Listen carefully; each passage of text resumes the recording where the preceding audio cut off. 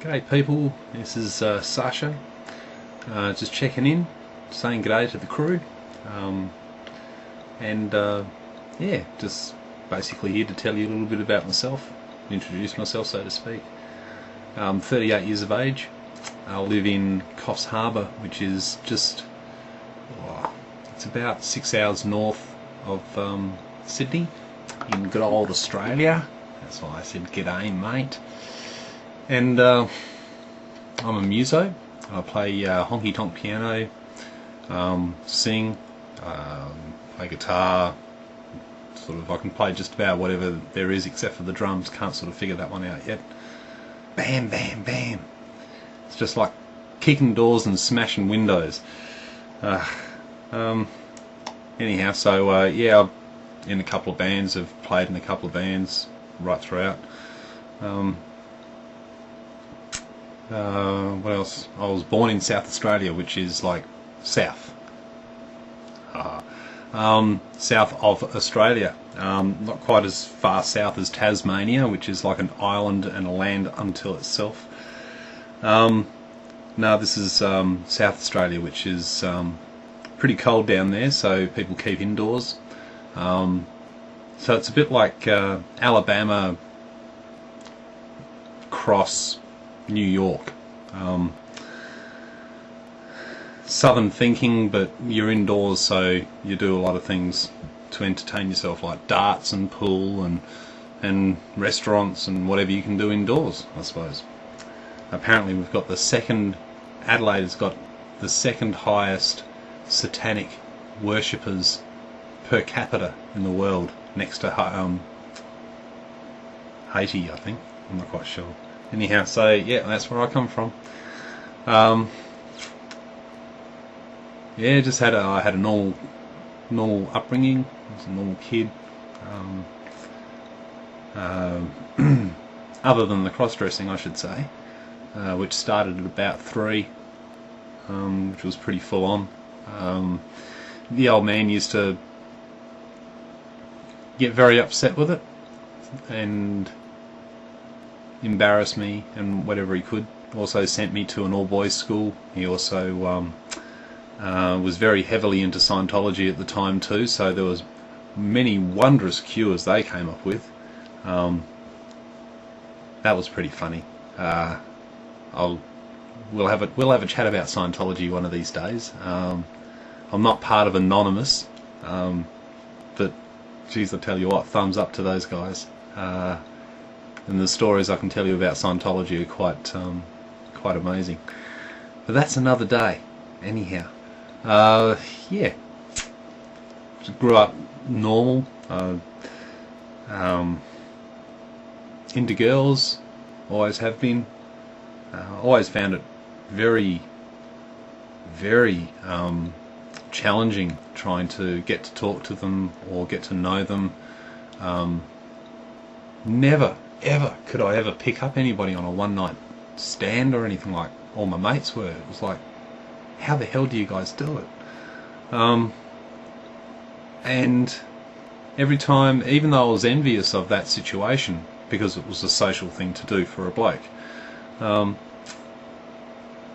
couldn't really get myself to the point of actually picking up someone like that because I wouldn't want that done to myself. And now I understand why I used to think that way. Whereas before I just thought, my God, here I am. Wasn't a bad-looking young man, and so timid in front of the girls. What the hell's going on? Anyhow, so that's persisted right through my life since 16. Like the day I turned 16, I left school, so there's been no further education since then. Only the education of life, and boy, you still keep learning about that, I tell you. It doesn't matter how old you are. But yeah, it's happened right throughout my life. Being 38 now, I've had quite a few girlfriends and almost settled down a few times.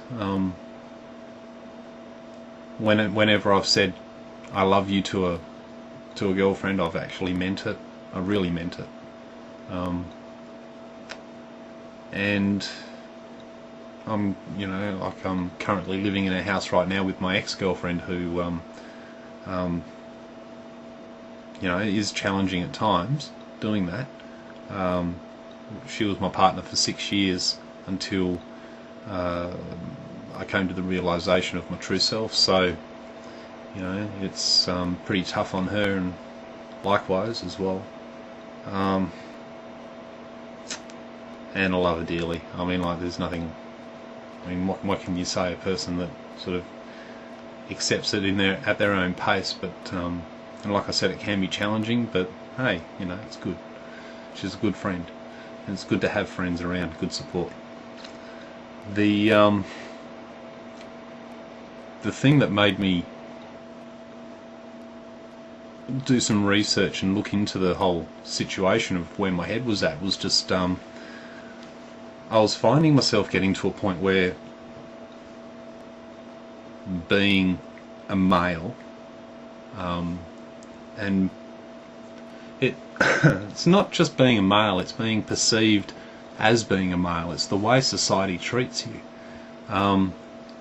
It was really irking me because right throughout my life there's always been this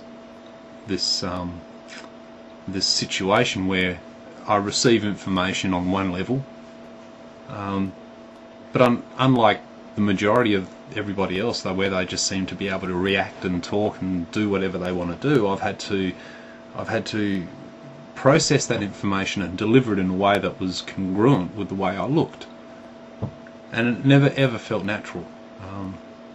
Right down to situations where boys and blokes are able to do certain things at certain times, which I just don't have I don't possess that knowledge or that depth to be able to do that. Yet I shine in different areas. Anyhow, but it all culminated one time, and the cross-dressing was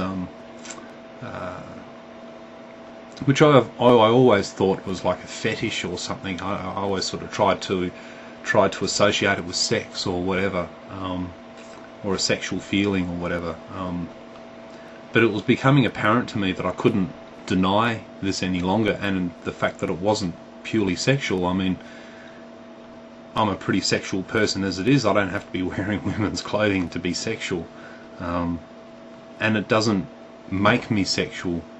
It's not a sexual thing to do, but it doesn't stop me from being sexual whilst I'm doing it. I mean, hell, man, I'd probably get aroused 20-30 times a day. I'd only have to be wearing something for 15 minutes, But anyhow, that was the way I convinced myself this is, how it was going and all that. Then I started doing some research on the internet, trying to figure out what it was all about, and started off with cross-dressing, and quite obviously very instantly got images of all the things that I was taught as a kid in the 70s of the debauchery of the life of a transsexual or a transgender people.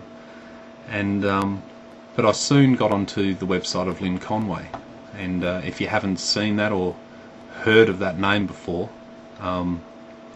and you're considering transition, then you need to know the name Lynn Conway. Look it up, Google it, don't matter what search engine you put in there. Fantastic, absolutely worth, and from there you'll be able to get as many links as you need to get to go further. But yeah, it's took me 2 years of solid research and soul searching, and not denying who my true self is, and also watching a video back one day of me just being me, and I thought, my God, if that's just me being me, I just can't deny this any longer. But that wasn't the reason, but it was one of those moments where you just go, donk. Anyhow, so so I'm off to see the Shrink on April the 1st, April Fool's Day, woohoo! And we'll see where that goes, but I know where my mind's at, and I'm pretty settled with everything now, so it's good. I'm in a good place. So that's me in a nutshell, and I'll get back to you with other thoughts and theories and all this sort of crap that goes on in my head later on. So catch you later, and be good, be safe, don't deny yourself.